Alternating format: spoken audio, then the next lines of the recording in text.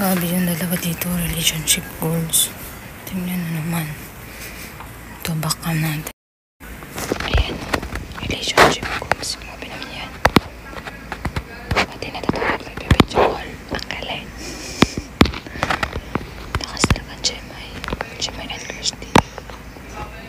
Diba? Akala ko gising ko pa yung kabidyo call. Dalawa natutulog na. Lakas nag-video call pa kahit natutulog na. So, dito pala ako. Si Christine sa baba. Si Amber naman nandun. Relationship goals. Nanonood din ng live ng kanyang Anya. Anya ba goals? Ayun. Grabing relationship goals yan. Naka-video call si Jeremy tsaka si Kirsten. Okay, yun pala yung nilalagay ni ano. Akala ko ano nilalagay ni Nutan ni Kate. Si Jeremy pala yun. Cellphone ba yun ni ano? Ni Kirsten? Naiwan. Lakas. Relationship goals yung dalawa doon tsaka yung doon din. Sana all. Good night, everyone. Yung naglagay ng video parang andito sa CR eh. Ay, wala na pala dito. So, ito yung CR namin. And napakalaki ng CR. Wala na. Ito naman yung closet namin.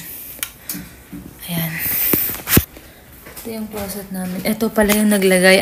Akala ko cellphone yan. Cellphone ko yun. Ah, cellphone mo pala yun. Nilagay niya sa bed. Ba't nakatulog? Kinuha mo na? Hindi pa. Oo, andun. Natulog ba yung si Jemay? Nakatabat. Oo. Natulog ba si Jemay? Hindi nagsasalita. Ano po, nagtatrabaho pa din. Natutulog. Ay, matulog naman na tayo. Si Princess, ayun oo. Nakita ko kasi, nakita ko si Jemay tsaka si Kirsten nagbibidyo call na nga. Natutulog na yung dalawa. So, ayan lang. And, good night, everyone.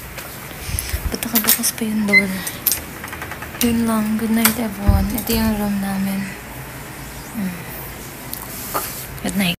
Ayun na nga, hindi pa pala mag-good night dahil magbibihis pa ako. Nakita nyo ba? Hindi pa ako nakatanggal ng contact lens. So, gahanap po na akong damit. Ayan. Basta ito yung closet namin. Ayan.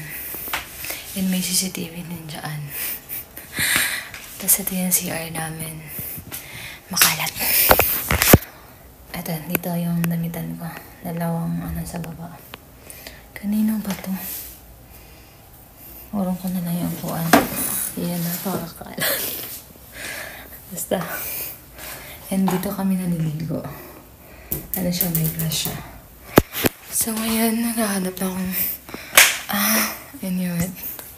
t-shirt na lang. Ibihis mo kasi tomorrow, plan ko nga mag-exercise eh.